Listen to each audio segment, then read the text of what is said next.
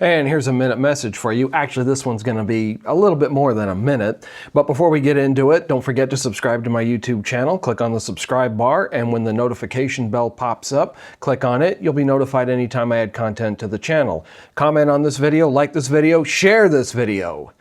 All right, let's get on with it. Let me ask you a question. Do you get anything out of your preacher's preaching? Now, some will say, well, we're not meant to get anything out of worship. It's all out of God, and that's another discussion for another time. I had a friend of mine a couple of years ago that was let go by his church, and one of the charges, I guess you could say, was they weren't getting anything out of his preaching, and he hadn't been there very long, maybe a year, if that long. But let me throw this out at you. Have any of you ever prepared a meal for your family? Whether you're a wife who cooks for your husband and kids, or the husband does the cooking, whatever. Have you ever gone to your spouse and kids or whoever you cook for and say, hey, what do you want for supper tonight? And then they look at you and they say, oh, I don't know, what do you want to have? Whatever you want's fine with me. And then mom or dad or whoever's doing the cooking goes back into the kitchen all frustrated, and I don't know, what should I cook? And then they say mom likes pasta. So she starts cooking a lot of spaghetti, a lot of lasagna, a lot of cacciatore, a lot of that sort of thing. And then after a while we say, I'm kind of getting tired of having pasta. Can't we have chicken? Can't we have fish? Can't we have pizza or something else? So what's the problem? Well, the problem's fairly simple.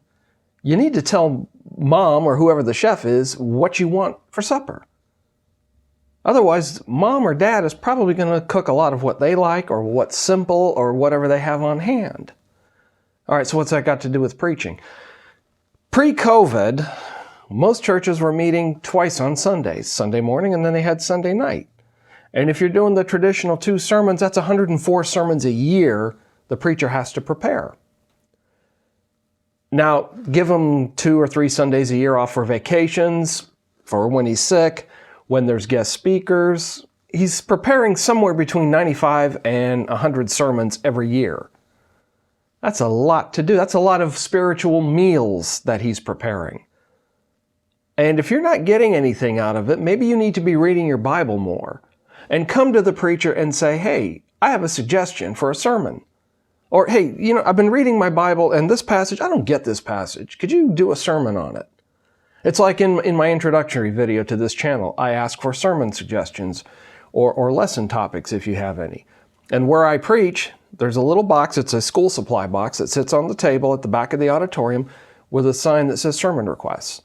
And I put 3x5 cards in it and a pen and write your sermon request. You do not have to put your name on it. You can be anonymous, but just give me a specific question.